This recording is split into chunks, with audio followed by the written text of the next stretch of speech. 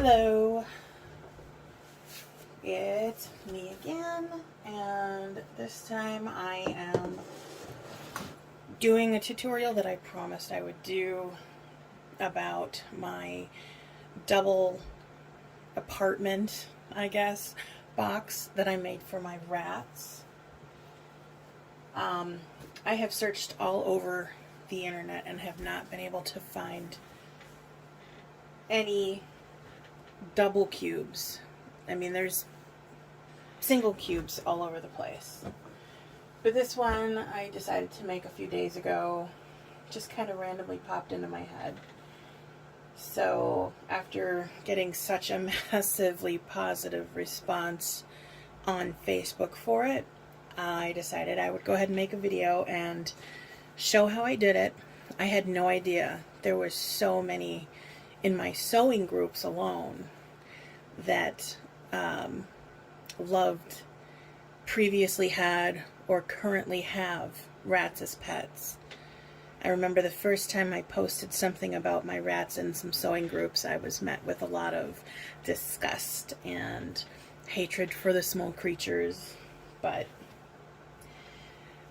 not this time. So what you're going to need, everything is cut in squares, so there's no pattern to download.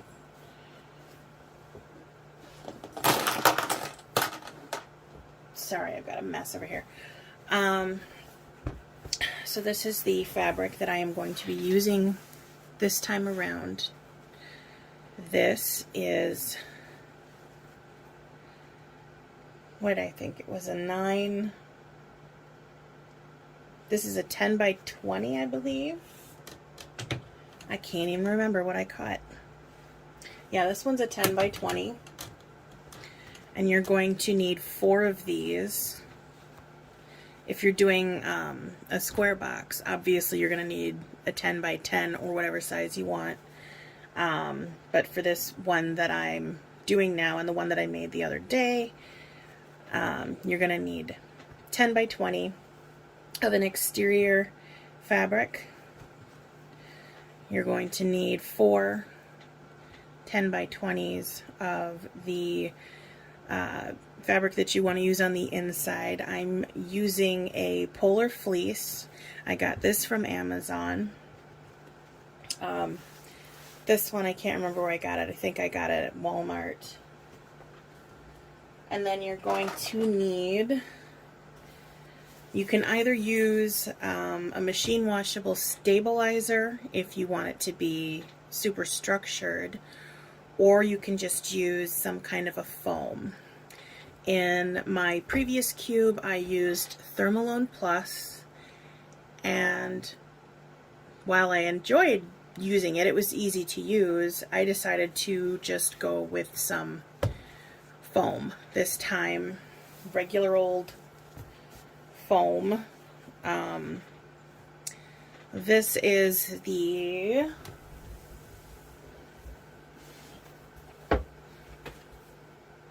I'm checking. Yeah, this is the Sew In Flex Foam. And one thing you want to be careful about is using a foam that has any kind of adhesive on it, because rats love to chew. They will chew on it, absolutely. If you're going to put any kind of backing on your fabric, it's not going to be as thick of an adhesive as would be on the foam. So I'm a lot less worried about that. I actually have this backed with black SF 101.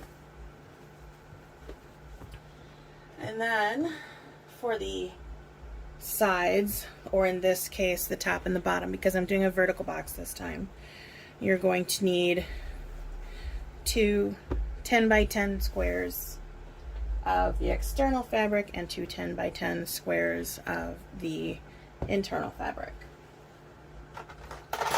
Then you also need 2 10 by 10 squares of your foam. Now these are 2" by 4" connectors. If you're going to do a horizontal box, you're going to want 8 of these tabs. Like I said, I'm doing vertical this time, so I only need 4. And then for your hardware, I am going to use just some standard D-rings, 1" D-rings.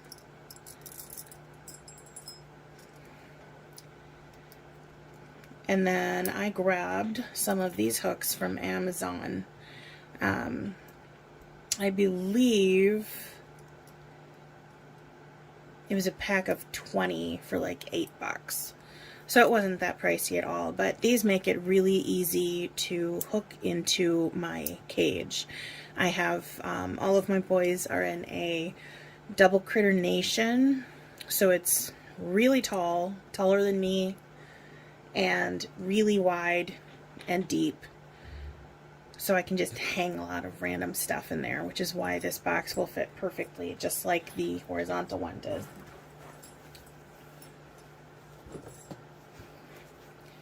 Alright, so just like a handbag, you're going to want to piece all the pieces together until you have as few as possible. I guess it's the same with sewing clothes. I've never sewn clothing before. Okay, so you're going to want to take one of your outside pieces, a piece of foam, which actually you want to cut 1" shorter on each direction so that it will stay out of your seam allowance. I'm not going to use any kind of adhesive on here. Just lay it down flat. And then grab an exterior piece.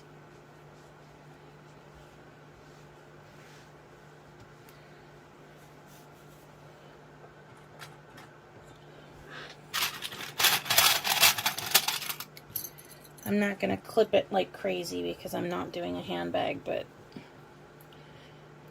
I still want to clip it a little bit just to kind of stop it from shifting. And it looks like I cut this exterior piece slightly too long, or interior piece. Oh well. Totally fine, don't care.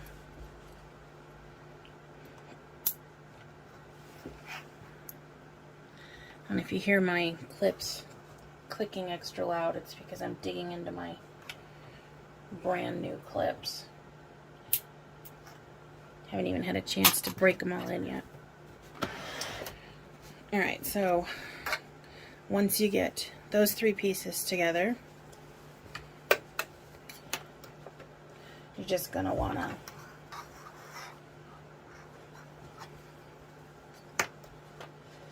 stitch them together at about a 1/4" seam allowance, I'm guessing. I didn't actually measure it because what I typically do is I drop my needle or my presser foot down right at the edge of the foam, and then I move my needle all the way over to the leftmost position, so it's as close to about 1/2 inch, I guess, but I'm sewing at about a 1/4 inch. I'm also setting my stitch length to a 4 because it just doesn't really need such tiny little holes or tiny spacing in between each stitch when I'm using a needle this large. Back stitch, and then just follow the foam.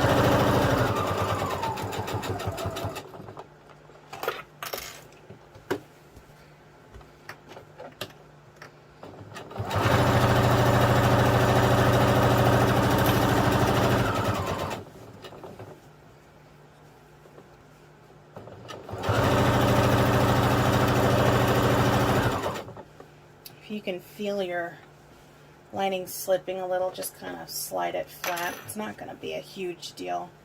One thing you have to keep in mind when you are sewing things like this for rats or hamsters or gerbils or guinea pigs or whatever, ferrets,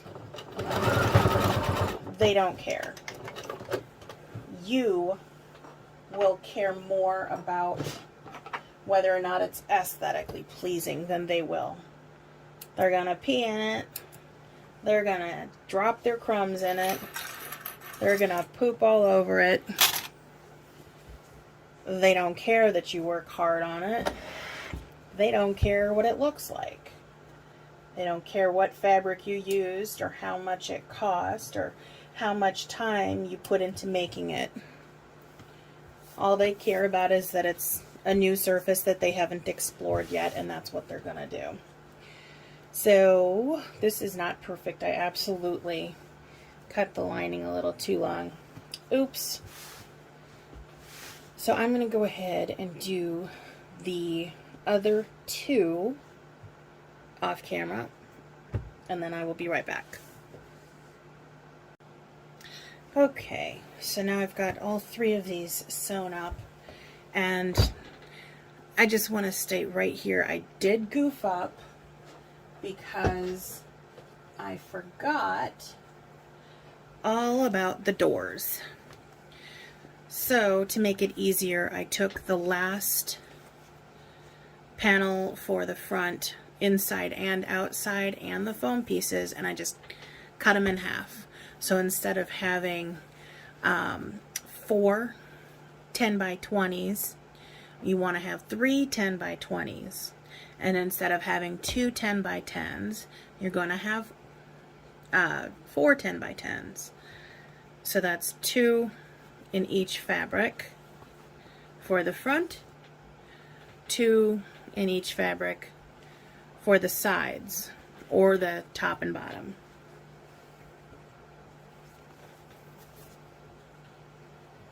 Okay, so for the other 3 sides that I did not mess up on my own pattern, no I did not, we're going to put these together, long end to long end. And you're just going to stitch right back over your previous stitch. If you want to make the box a little bit smaller, you could pull your stitch in a little tighter. It's all up to personal preference. You can make these any size you want to, as long as you account for the seam allowance. And don't make it too small. If you're trying to make a 5-inch cube for a full-grown rat, that's not a good idea. Alright.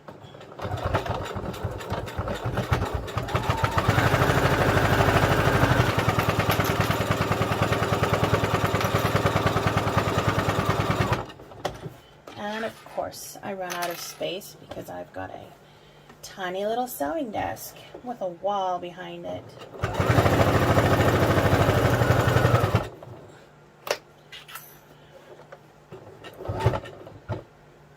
I'll just tuck that up.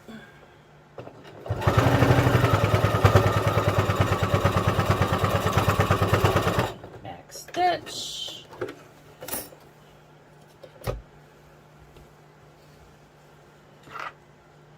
Get rid of your thread ends while you still can.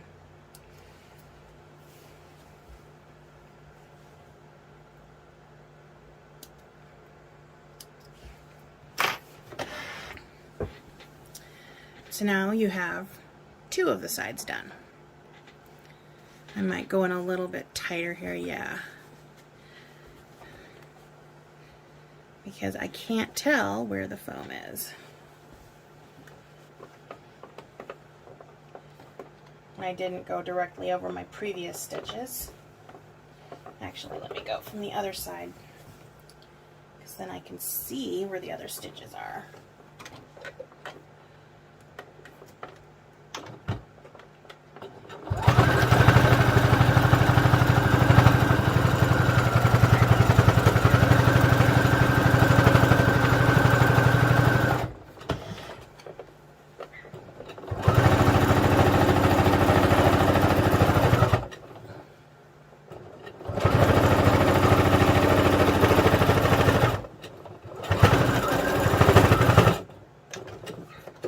And yes, I just went way over the edge of the fabric and did way too many back stitches.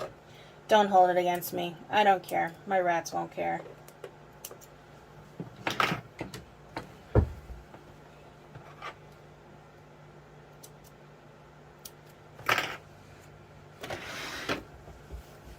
There we go.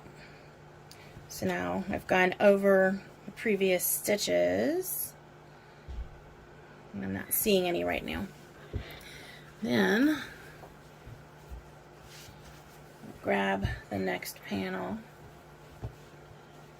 Go right side to right side.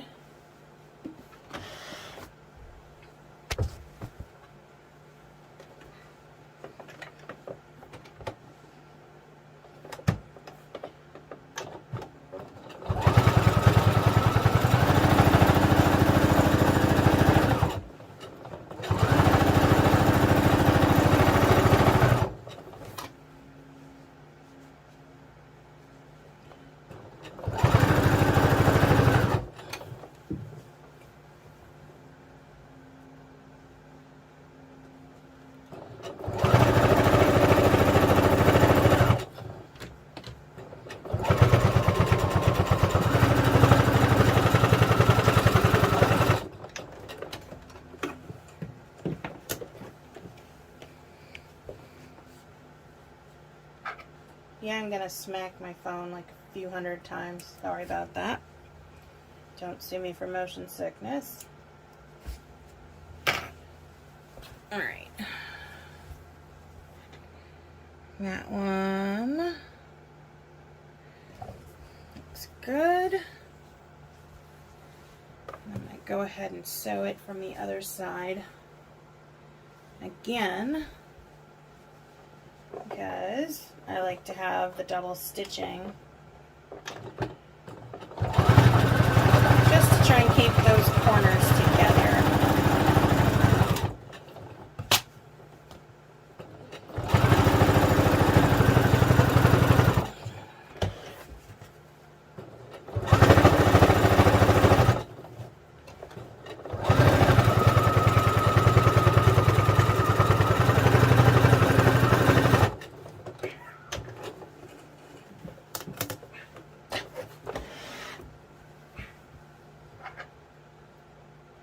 Sorry if you can hear my chaotic Pomeranian barking in the background. If an ant sneezes 10 miles away, she can hear it. Alright, there we go. We got 3 of the 4 sides done. Okay, back to the grind. I decided to wait a little bit until my son could hang out with his dad so that I could actually focus on doing this. And then I decided to wait a little bit longer because Singer delivered, well, UPS delivered my new table extension for my machine. It's really frustrating for me sometimes to work on just the machine without any table space to expand out to. And I'm hoping that this will work out for me, at least for now, on this machine. I'm planning on getting an industrial at some point, but I keep going back and forth on what I want. So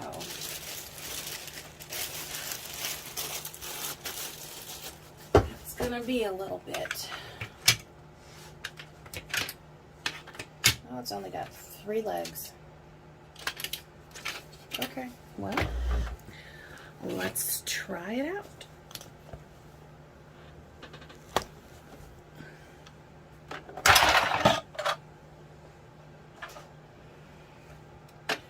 I'm guessing it just slides in the way. Get my threads out of the way.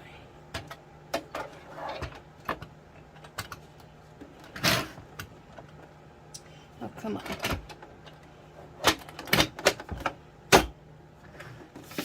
There we go. We'll just drop the feet down, it looks like. Again, sorry if you hear my spastastic dog in the background. She would attack the wind if she could. All right. We'll see how well this works out. So, when I last left you, we were about to do the openings in the front. I went ahead and did one, just so I could have it done and ready. So I'm going to show you exactly how I did that. So you're going to take your inner layer, you're going to lay your, if it's got a right side and a wrong side, then you want to lay it right side up. Then you're going to lay your outer layer right side down.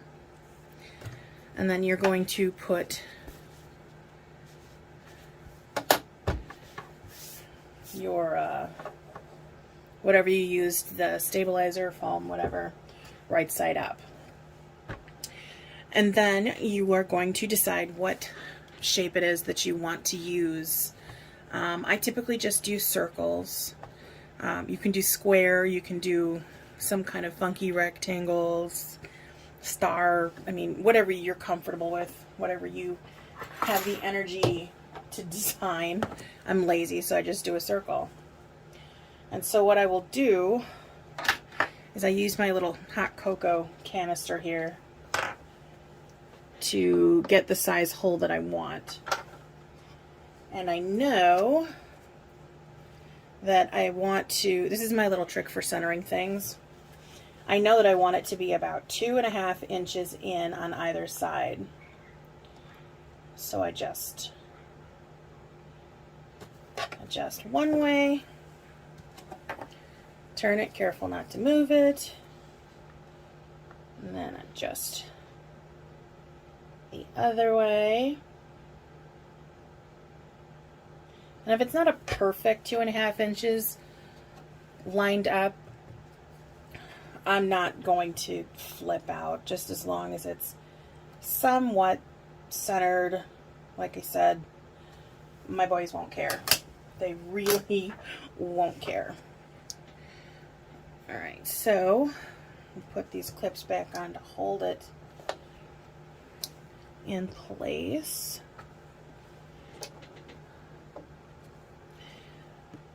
And then I'll just draw a circle. Doesn't matter if you use a fabric pen or disappearing ink or anything, because it's all going to be on the inside. Doesn't matter how messy you are, just as long as you get the circle.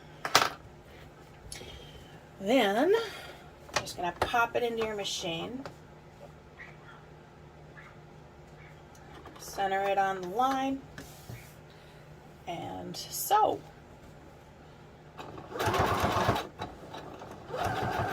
Just follow along the line as best you can. Doesn't have to be perfect. Nothing I make ever is.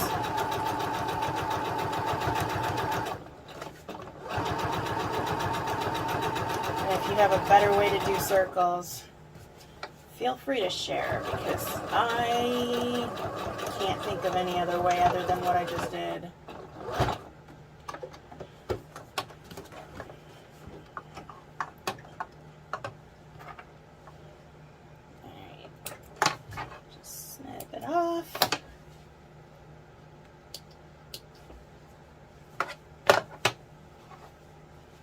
And there you go. That looks like my presser foot's down a little heavy. All right. Next, we're just going to take some scissors, and you can kind of think of it as like, you know, if you're a bag maker doing a zipper pocket, except instead of doing a rectangle, you're doing a square. Or Instead of doing a rectangle, you're doing a circle. I know my shapes. I'm so smart. Okay. So just gonna cut around the circle on the inside. Stay within the lines. The lines are our friends. Oh God, I feel so old. Anybody else remember that commercial? It was like a car commercial. There was like a teacher teaching class and telling the kids to stay within the lines, but then the car company's all, you don't have to stay within the lines. Whatever. Old ass commercial. Okay. I'll do the other one.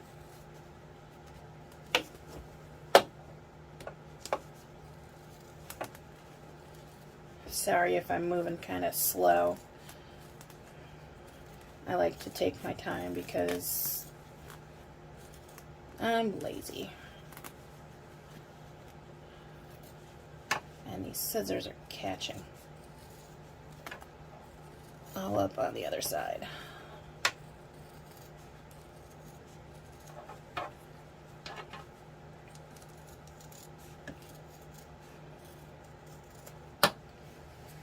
There we go.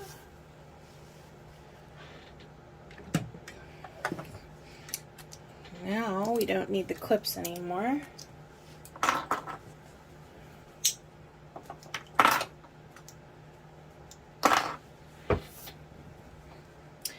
So then what you're going to do is you're just going to turn it right side out by pulling the inner fabric through the hole, or the outer. Be a rebel, do what you want. And then I'm just going to put a few clips in to kind of hold it in its position. You can press it with an iron or a heat press or whatever if you want to make it flatter. See, it gets a little bumpy. I don't really care. So then I just kind of roll it into place. And then I will add clips on the inside as well.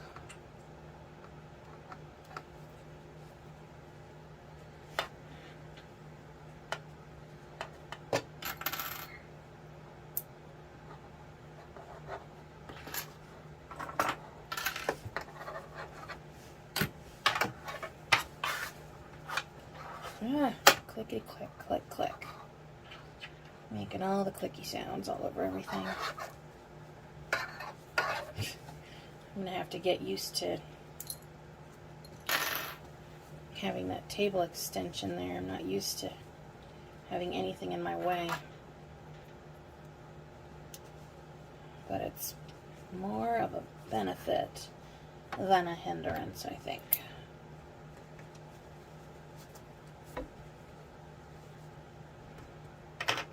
I think this might look cool if I had a white thread to top stitch around the circle, but I'm too lazy.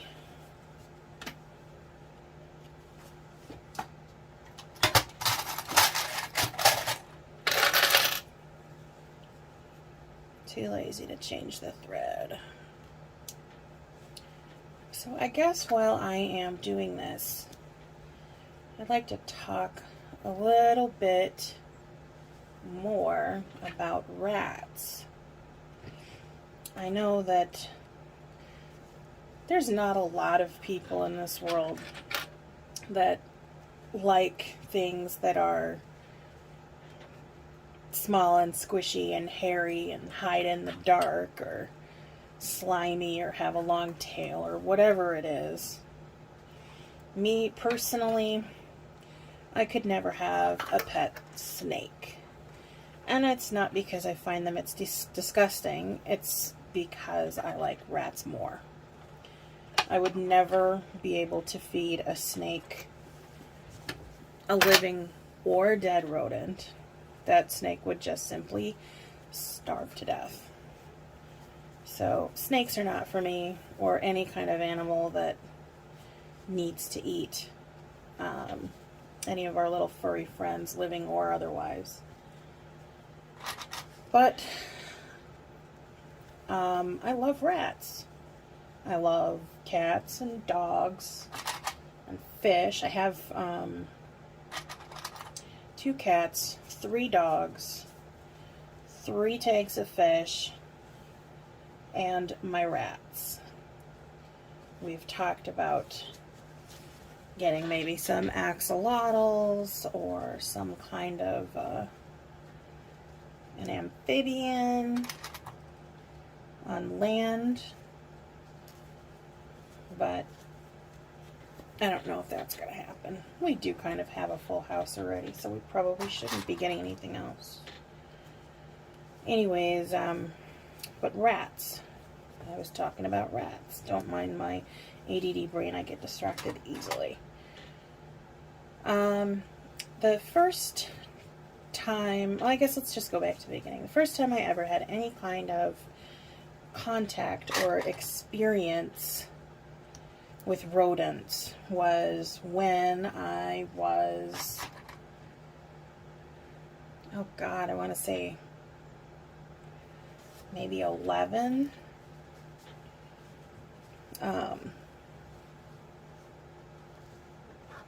I think it was about that.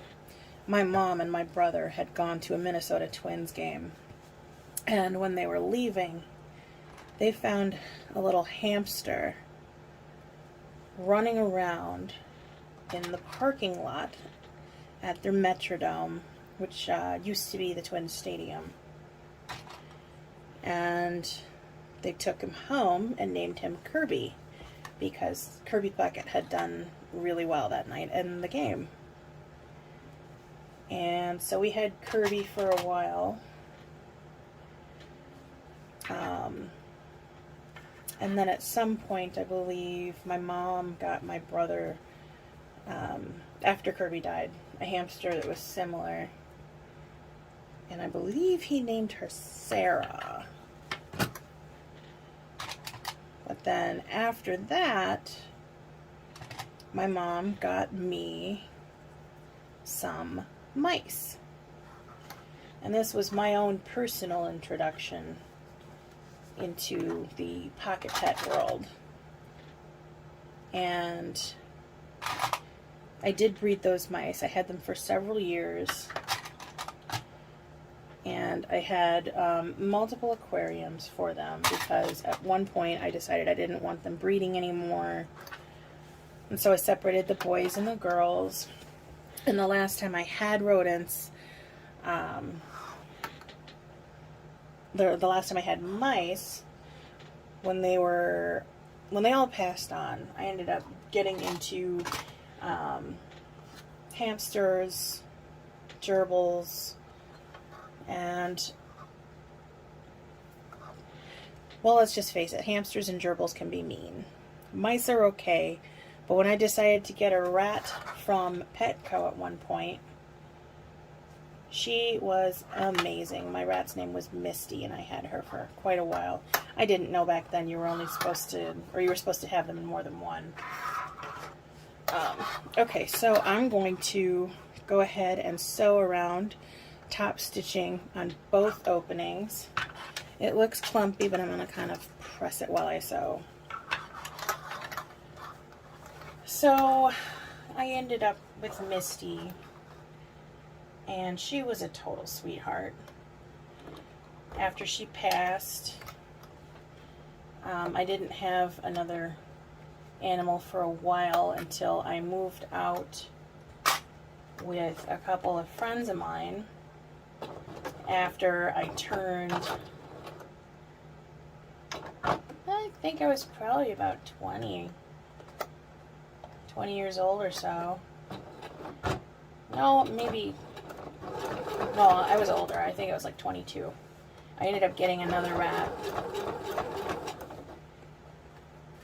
And then for a while I didn't have any.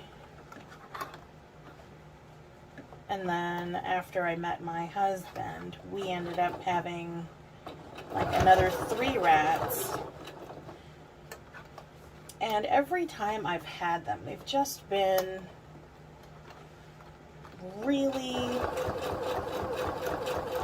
affectionate. They're very different from the mice and the hamsters and gerbils that I've had. You know, hamsters, they just want to eat and burrow. They want to run on their little wheels.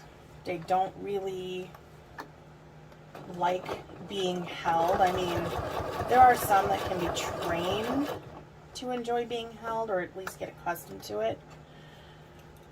But none of the ones I ever had were like that, so I guess I didn't have a very good experience with them.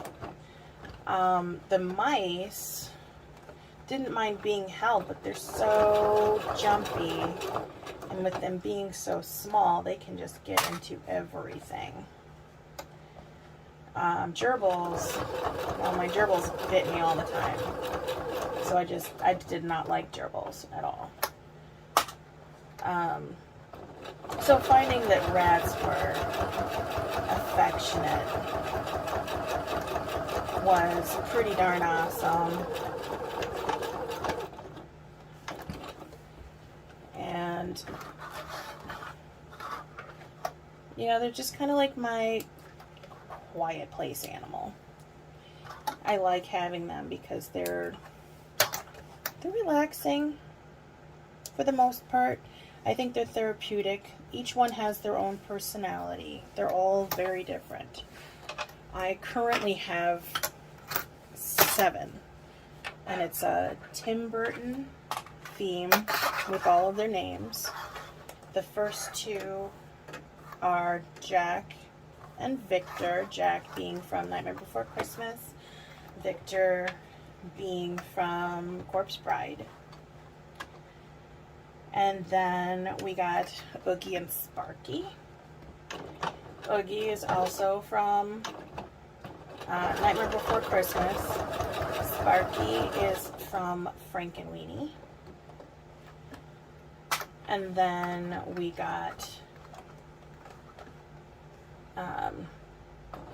Burton, Hatter, and Chess. Chess and Hatter being from the Burton version of Alice in Wonderland. And Burton being Burton because I couldn't think of anything else. My daughter really, really, really wants to get a white rat because she wants to name it Zero.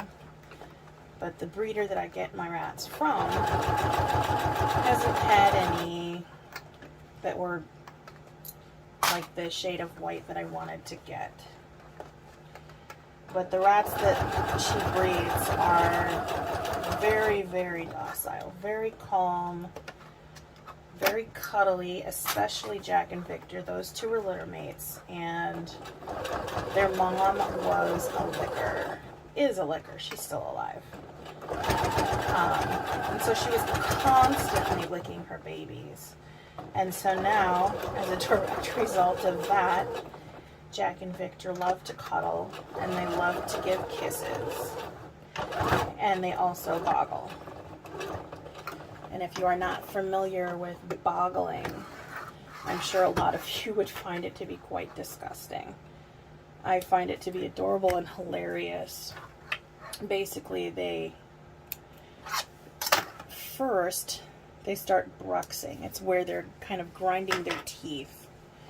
And then their eyes start popping really, really wide and out of their head. And it's just their way of saying that they're really content and happy. Alright, so now I am just going to sew around the outside like we did with the other pieces, just following the foam. Move my needle back. Okay. So yeah, I've got some boggle boys. Oogie doesn't like to be held, but he loves to be pet, so if you pet him, he will be content enough to go off sometimes, not very often, but he'll boggle every once in a while. His brother Sparky's not really one for boggling, but he does also like a little bit of attention. He loves food more. He's definitely food motivated. Not as much as Jack, though. Jack absolutely loves cheese, and every time I give them a fresh bowl of fruits or veggies, he goes and digs through it and tries to find the cheese, and if there isn't any, he stares at me like I'm some cruel monster.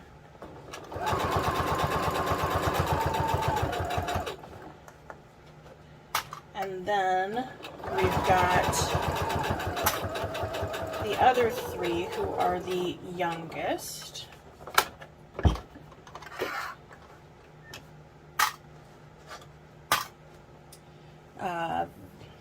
The one that I named Burton is the most skittish out of all 7. He doesn't like being held. We've had him for about 9 months or so now. And he is just now getting to the point where he almost, just barely accepts my affection, my petting. He does not want to be picked up. He will scream out loud if anybody tries and run to the darkest corner of the cage. But he'll let me pat him on the head a few times. And then we've got the other two. Chess, I named him Chess because when we got him, he didn't have any patterns in his fur. But after having him for a few weeks, I noticed he was starting to get sort of this striped pattern across his head. And I thought, he kind of looks like the Cheshire Cat. So he became Chess. And Hatter has a two-toned body, half black, half white, and his head, I don't know why I just backstitched there, ignore me. His head is black, and it almost looks like he's wearing a hat, kind of. So I chose to call him Hatter.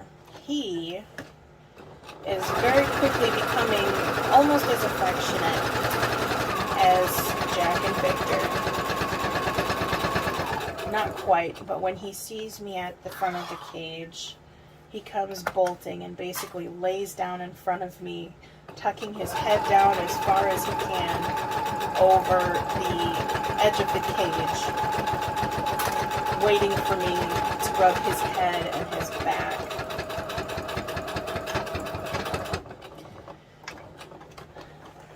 They all have their own personalities and the way they like to have things done. And I think more people would enjoy having pet rats. My daughter uses them for therapy hardcore, and she probably spends more time with them than I do. Okay, so now we're going to take the 2 pieces that we just did, put them front to front, and stitch them together.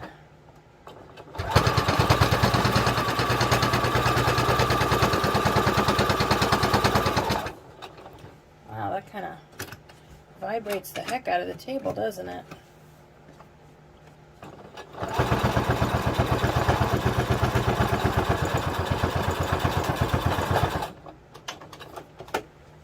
I'll tell you though, it is more handy having that thing there.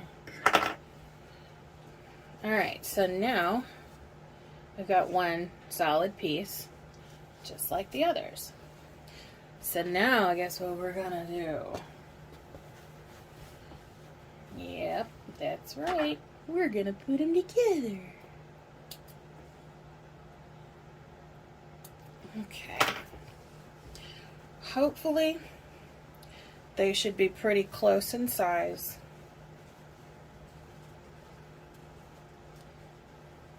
I should have added an extra inch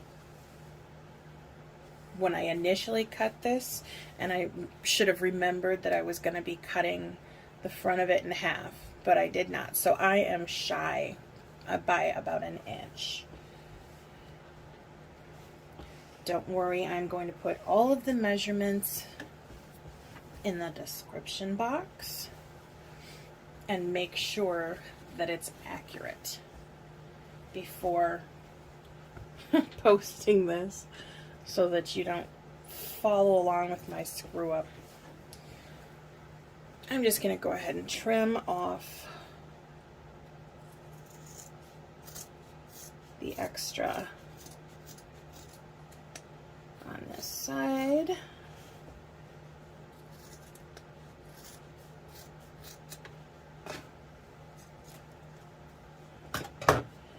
All right. Then we're going to go right side to right side. Try and center it as best as you can.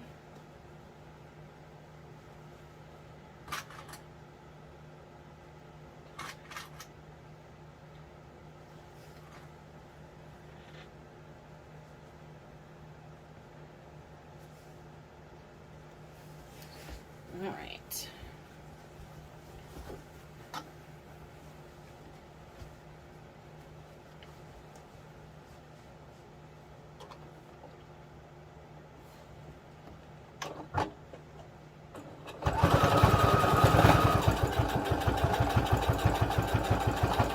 Just kind of follow along just slightly to the left of the stitching that you've already done, so that you can tuck that stitching out of sight.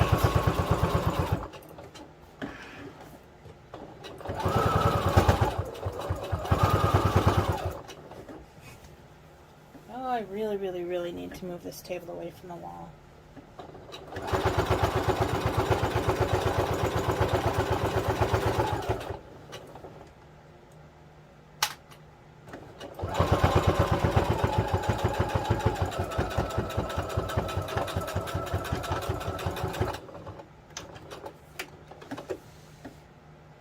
Oh, look at that. I ran out of bobbin right at the beginning. That is so awesome.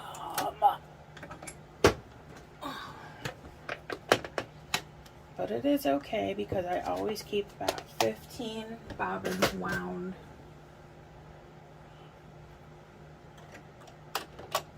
So I can change them fast.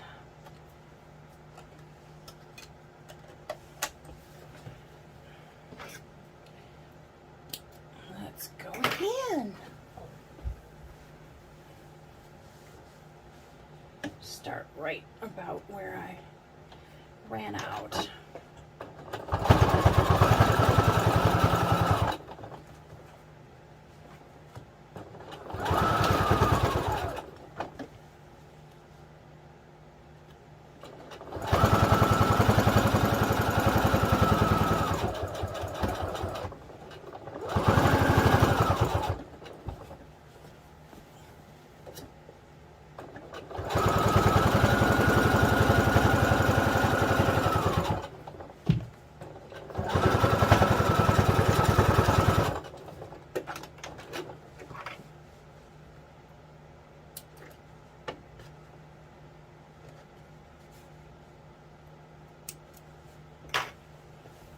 All right, so now I'm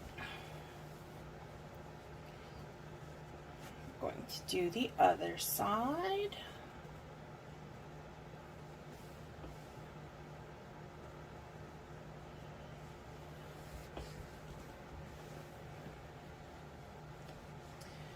By the way, I've changed my mind yet again. I'm not going to do it vertical. I'm going to do it horizontal, just the way you guys saw it on my Facebook posts. So what you're going to want to do is before you completely close it up,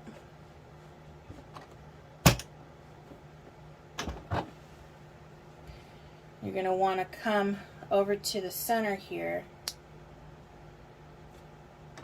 and I like to block out about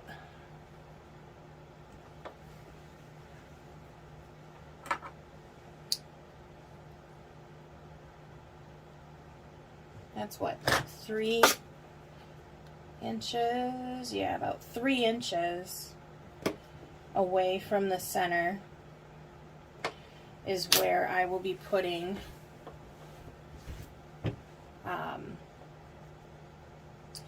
the little loopy doodads. Oh my goodness, I can't even think right now.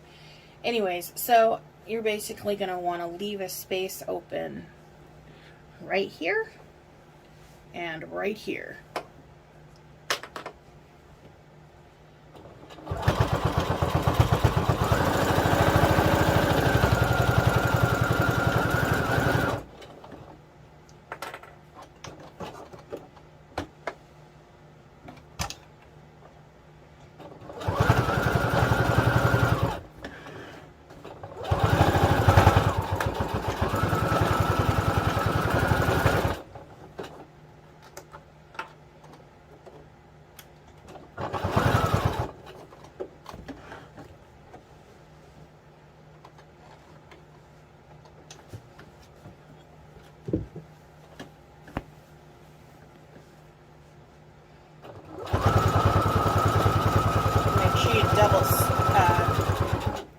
Back stitch rather. I was gonna say double stitch. Dummy. Back stitch right at the opening for each of the loops. And I'm actually going to have to go back and open up this side. Let me mark it so that I can have the little spaces for my loops just like here. So I will go ahead and pull out my seam ripper, get those guys open, and then I will be right back. Okay, so I went ahead and I cut 4 more of the strap connectors. They're not even strap connectors. There's no straps going on here. 4 more of these. And then I just added a little double-sided tape. And then I'm going to fold them so that they meet in the middle. So all of the edges go bye-bye. Then I'm just going to run 1 line of stitching down each side. It does not have to be perfect. I don't care. But I am going to do a top stitch length just because I can. So I typically top stitch at a 4.5 on this machine, which is actually the highest up it goes.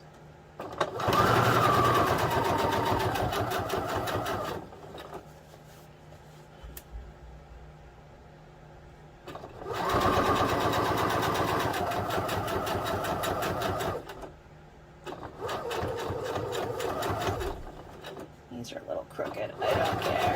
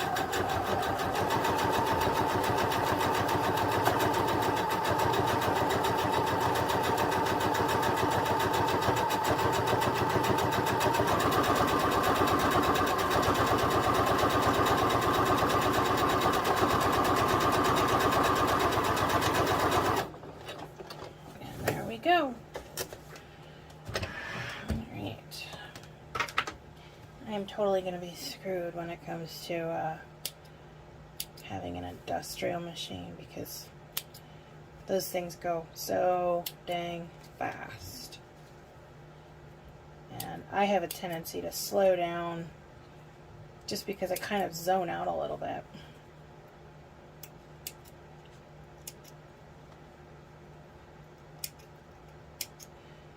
Okay.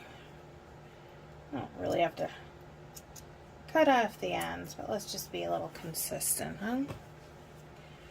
Okay.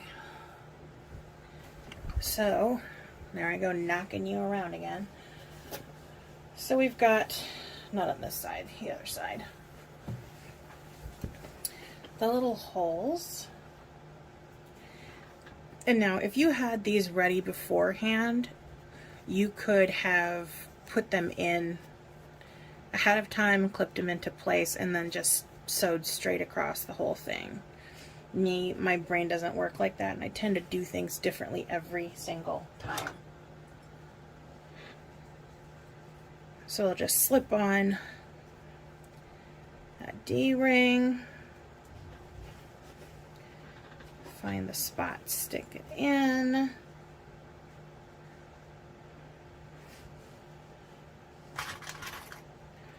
And then I'll just clip it.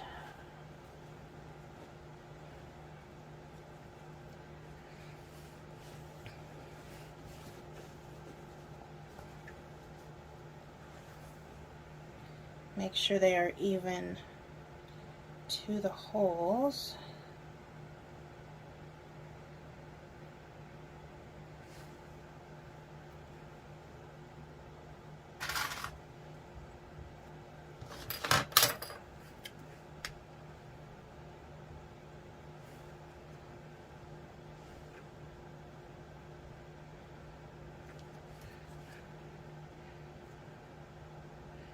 To 3.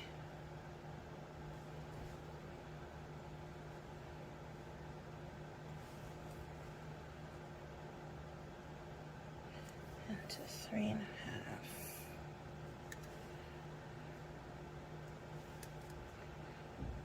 There.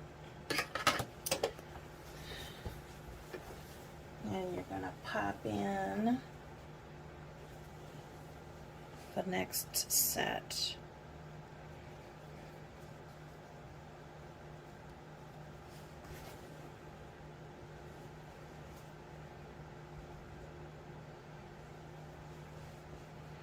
See that they're pretty even. They don't have to be perfect.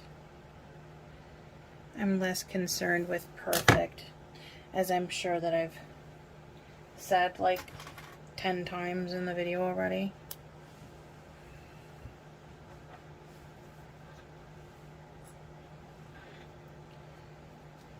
Because I shouldn't care, because my rats won't care. They don't care. As long as they can pee on it, sleep on it, they're good to go. I guess I'm just a little more conscious of what I'm doing when I'm trying to line things up, because of the fact that I do make handbags and I'm so critical over them, which is why I've had such a hard time putting anything into my Etsy store. And I just knocked that guy straight silly.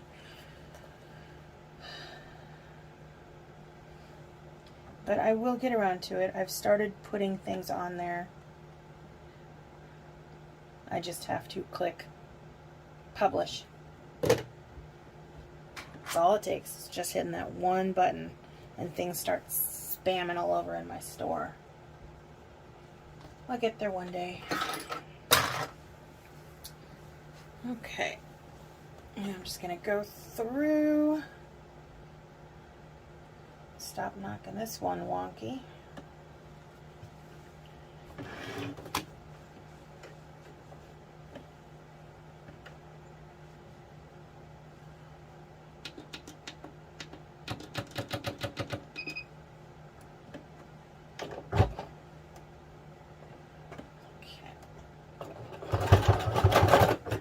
Oh, it would help if I put my presser foot down, wouldn't it?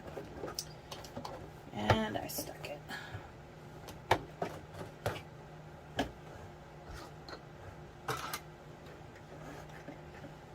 Oh, the daily struggles.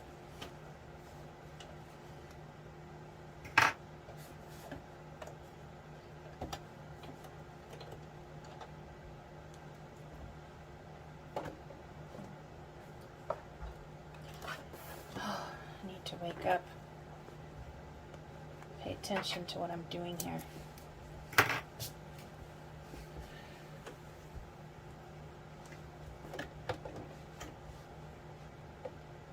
More focusing, less talking.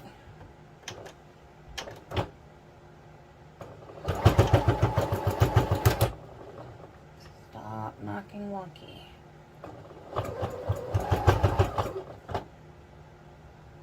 Whoa. When did my thread come out?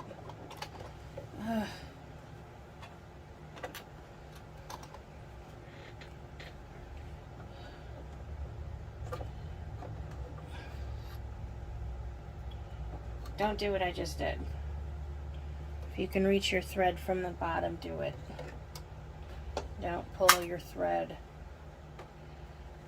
up through the top of your machine.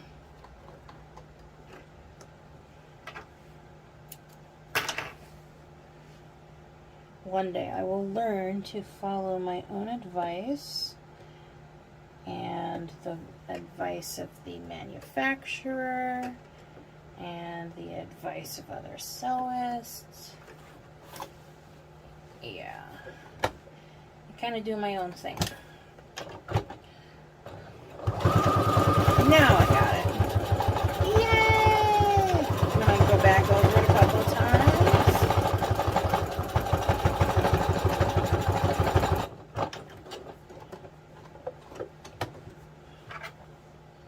Snip it. Straighten out and move on to the next one.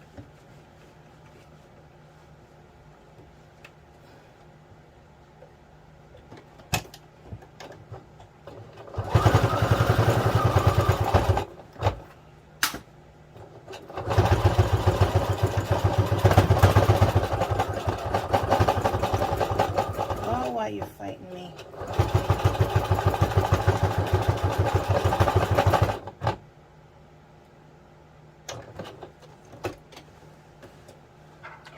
Be nice.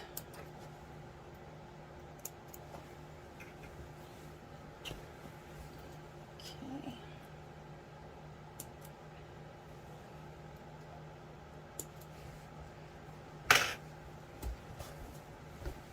Flip it over and do the other side.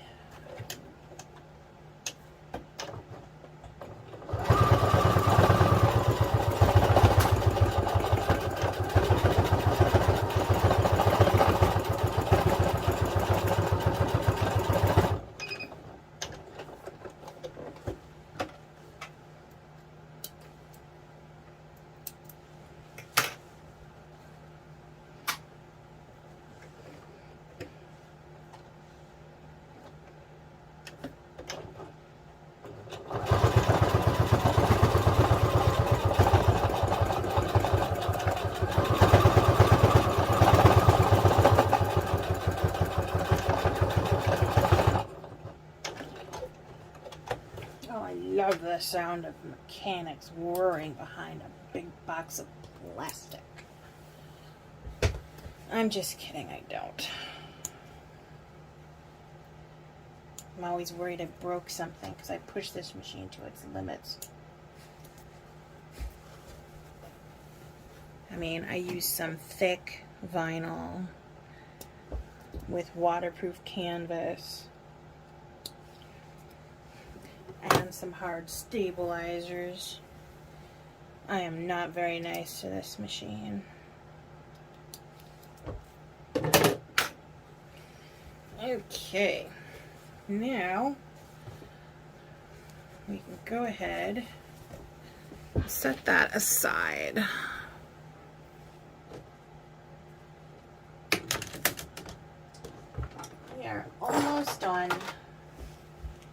getting there. Okay. So now we're just going to set up the outside pieces the same way we did the front, except we're not cutting holes in them. Unless you want to. If you want to have a side doorway, then by all means, what am I doing? Turn it over here. Alright, so the inner layer face up, or right side up, outer layer right side down. Center your foam. And I just said that I wasn't doing a door, but I guess I am. They might like it. Yeah, wet that down a little bit more. Alright.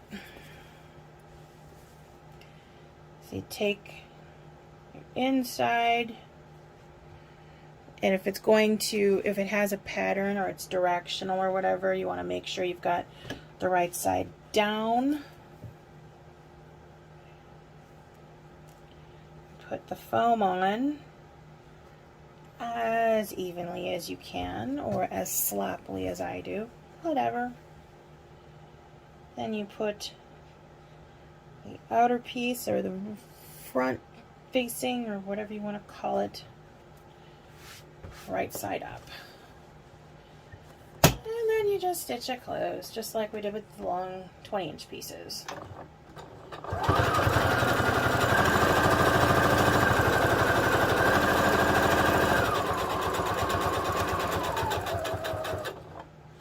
I have a little issue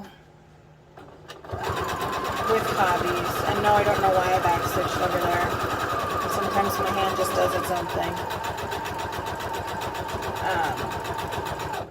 Sewing is something that I've only been doing for the past year, ever since the pandemic hit,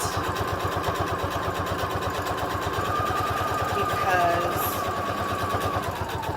we couldn't find any masks anywhere, and I started to see people online that were making their own, and I thought, well, hell, we have a sewing machine. Maybe I'll learn how to sew, and I'll make us some masks. So I did. And then I made a pillowcase, and another pillowcase, another pillowcase, and then I started making zip pouches. Then I started making handbags, and now I'm obsessed with making handbags. And there we go. There is our final side panel. Now, the fun part. Assembling the last two pieces. So you're going to take the outer side and flip it down,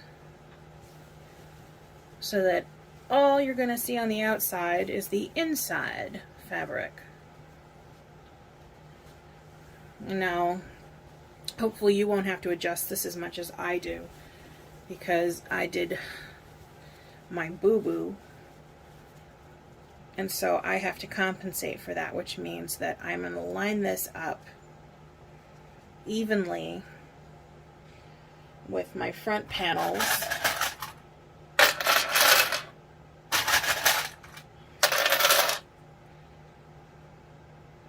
But then I'm going to have to adjust it for the other three sides to accommodate my screw up, because that's just how messed up my brain is when I do things randomly on the fly.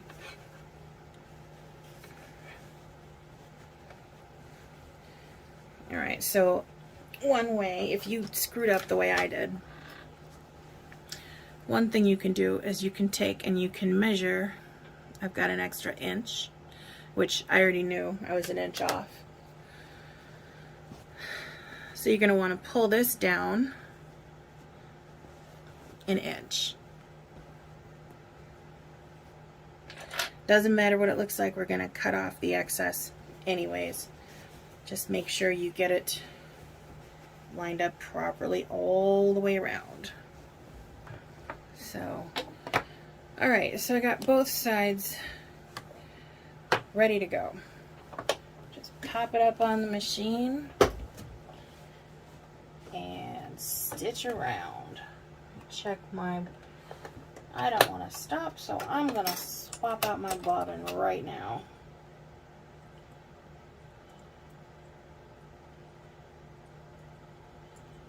Pop that up there for later.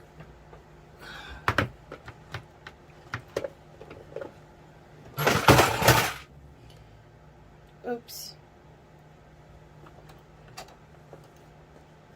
I'm a klutz. Did I mention I'm a klutz? Okay. There we go. Now this is going to be the toughest part for me because I screwed up, but it won't be hard to sew through. It's just the awkwardness of it being the wrong size. And then before you finish up on this side, you just want to kind of reach inside and feel all around the edges and make sure your finger doesn't poke through anywhere. It's all fun. What are you talking about? We're just gonna trim a little of the excess off. We don't need it anymore.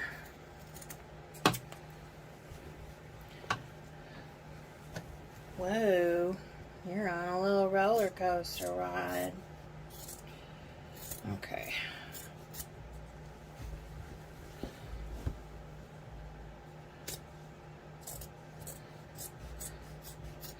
Snip, snip. I'm going to leave that side. I'm going to leave all the other sides except for the ends. They don't bother me. I don't care. I just don't care, okay? It will help keep the structure as well.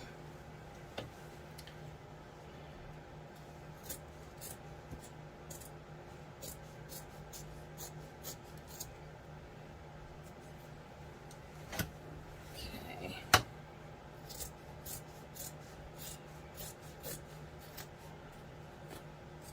Just be careful not to snip into any of your previous stitching, because then you're going to have to turn the whole thing back through and restitch. Pain in the woo-ha. Okay.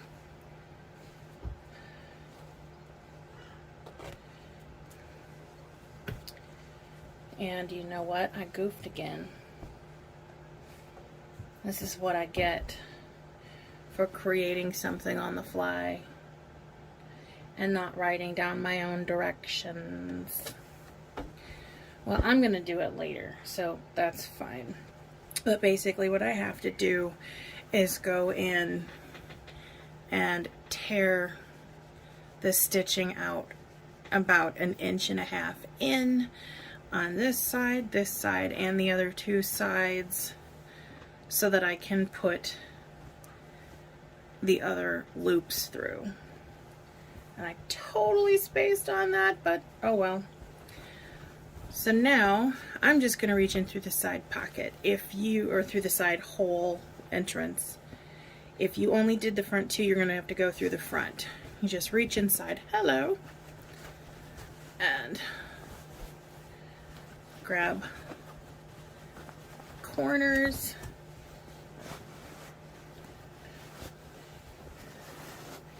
Pull it through. Easier said than done, but it will get done. I have turned many bags through holes smaller than this through an interior pocket. And if I can pull a vinyl purse right side out through a tiny little pocket, then I can pull a soft, cottony, cushiony box through a small hole.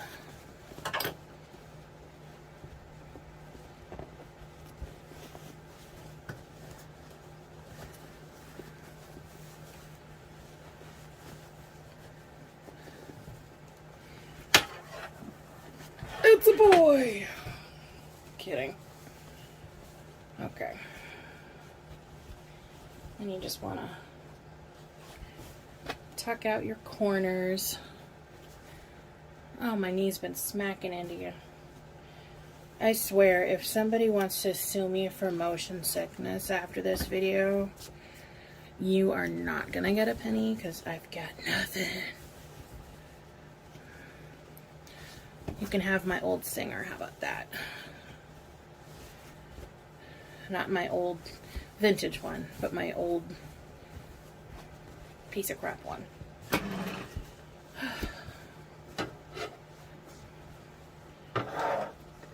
And there's the box. I don't know how well you can actually see that. Let me...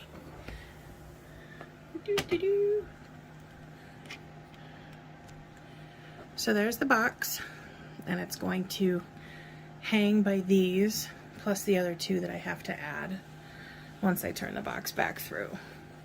Now you can either leave it like this as it is, or you can keep watching and I will show you how to make a mattress. Okay, if you've actually made it this far in the video, then happy birthday! So, I'm going to do 2 mattresses instead of just 1, because this is just the way I want to do it. So, part of it is because when I clean, then I can take out 1 mattress, wash it, and leave 1 in there for them, and then swap them out when I wash the other one, so they'll still have something nice and soft to lay on. This foam that I have picked up at Walmart, I was going to use it to make some seat cover, cushiony seat covers for our dining room table. I got lazy and didn't do it. So they're going to be used as rat beds. So I've got 2 of these cut out at 9 by 9 inches. And then 4 of the inner fabric, the polar fleece, at 10 by 10 inches. And we're basically just gonna sew around the edge like we would a pillowcase. I'm gonna sew at about 1/2 inch. Well, we'll go for about 1/4 inch. I should probably measure that just to be sure, because I'm going to tell you wrong if I don't. 1/4 inch. Okay. So we're just going to sew up 3 sides.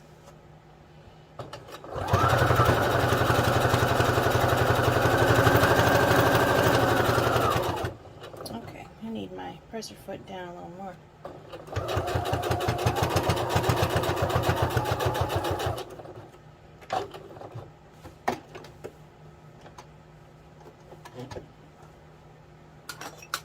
Downside to sewing polar fleece by itself, or any kind of fleece, is it will get caught down in the feed dogs.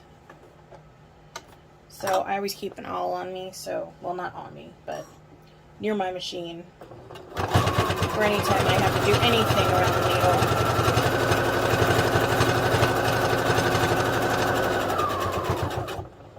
That is one of my go-to tools. If anybody's ever curious, you know, what are some of the top tools to have for a new sewist, definitely get an awl. It's a leather making tool, or a leather whatever.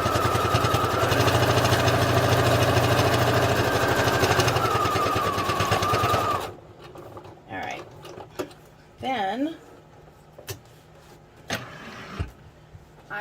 to just stick in the foam and see how much space I have left, because I would like to do a second row of stitching, but I don't want to make it so tight that it just bends the foam around.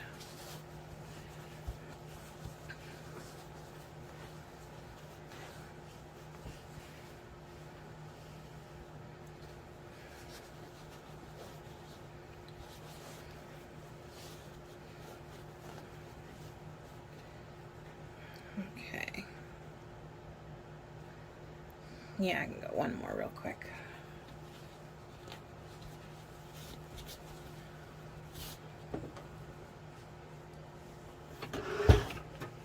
The way I tend to make patterns on the fly is I just kind of trial and error it, do things at random. I don't often do the same thing twice, which is really weird, seeing as how the most popular style handbag I make is my little plaid Mabel number. I have done quite a bit of modifications to it, to the original pattern by Swoon. And I make it a lot.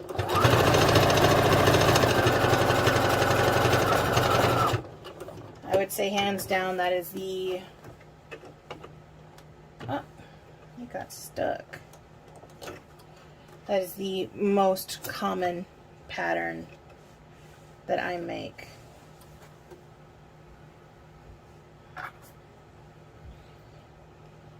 And I'm putting some of them on Etsy whenever I get around to hitting that publish button. You know, that lovely little button that keeps evading me. Alright. Now what I'm going to do is just kind of run a quick stitch diagonal over the corners, just to give them a little extra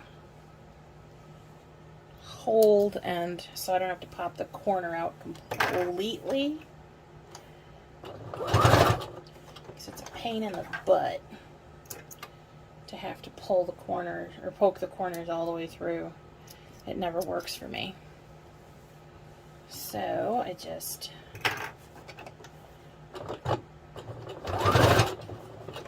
seal them up in a way that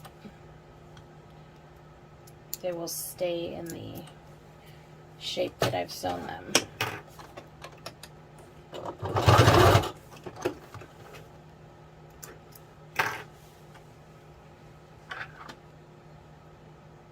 Get those off there. Alright, now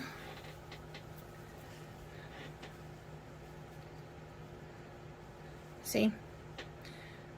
It's just a little tiny box corner. A little itty bitty tiny box corner. And I don't have to worry about poking it through and then getting it stuck, popping out too far, because I tend to do that a lot.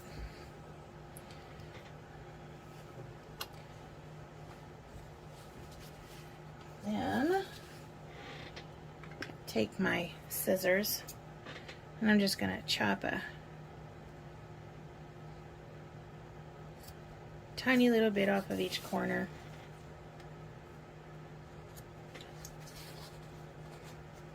To kind of match what I just stitched.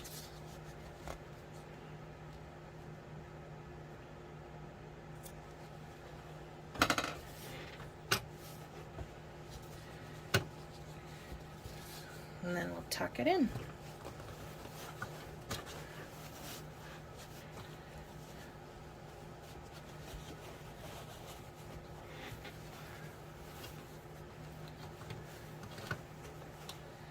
Oof, I've got to get used to this table.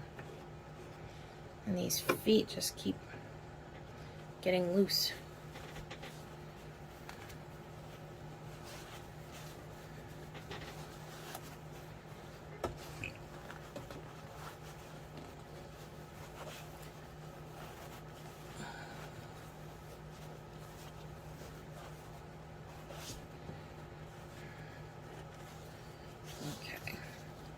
That's a little bit long, so I'm just going to trim it down. I probably should have cut the squares at about 11 inches, but I like making things hard on myself.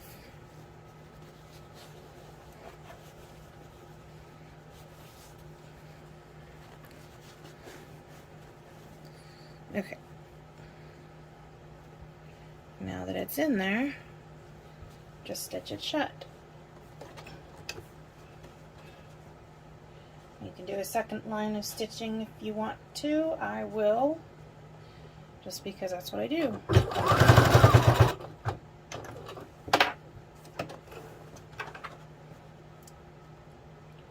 Snip all those,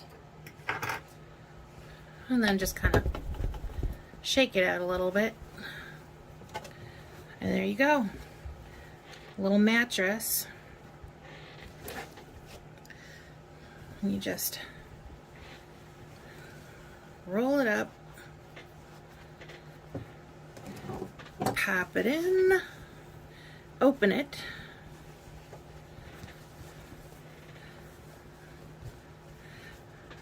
and just squish it down on the inside so it's flat.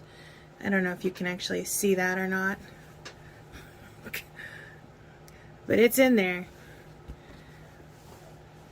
And then you just do a second one, pop it in on the other side, and it's done. Then you can use your little hooks, these guys, carabiners. Just pop them on the D-ring and hang it up. You could use other hooks if you want to. You can use anything you want to hang it up, really. But there you go. Your little fur babies will love it. I guarantee. Or your money back if the place where you bought your supplies will give you money back. Because I won't. I'm not good at what I do. I just love doing it. So hopefully I was able to cover everything without confusing you too much. Oh, there is one thing that I did differently. With my other set, box, whatever, you see you've got the stitching here. I have stitching running along that same line all the way around, as well as an X across each side and across each door. I did not do that this time because I am scatterbrained,